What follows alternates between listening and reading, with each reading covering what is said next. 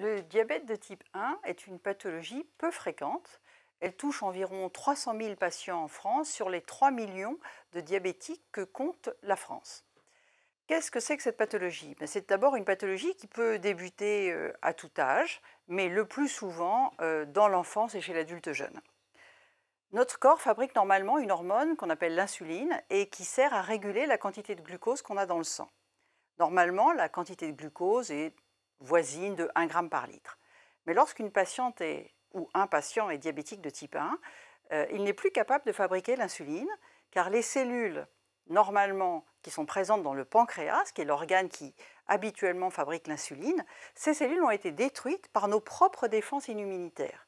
Et c'est la raison pour laquelle on dit que le diabète de type 1 est une maladie auto-immune.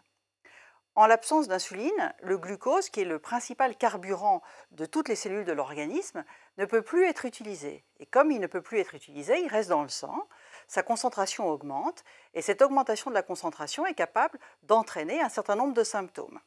Les symptômes apparaissent, et c'est le moment, et c'est à cet instant-là, que le médecin doit apporter l'insuline, c'est l'hormone qui fait défaut aux patients qui ont un diabète de type 1.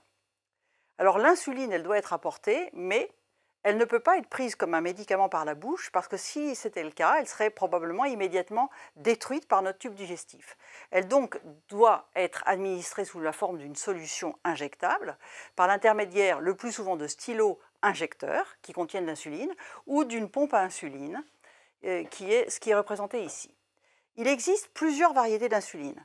Des insulines lentes que les patients doivent s'injecter une ou au maximum 2 fois par 24 heures, et des insulines qu'on dit rapides parce qu'elles durent environ 4 heures.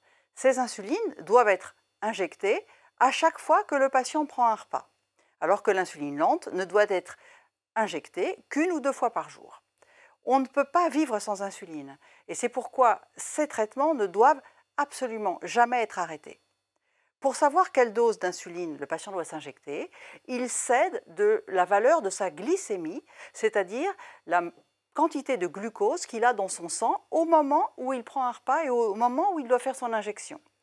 La glycémie, elle peut être mesurée soit par un lecteur, soit désormais par des petits dispositifs qu'on peut placer sous la peau et qui mesurent la glycémie en permanence. On voit bien là que désormais, le traitement des patients qui ont un diabète de type 1 est en train de considérablement se modifier, s'améliorer grâce aux nouvelles techniques.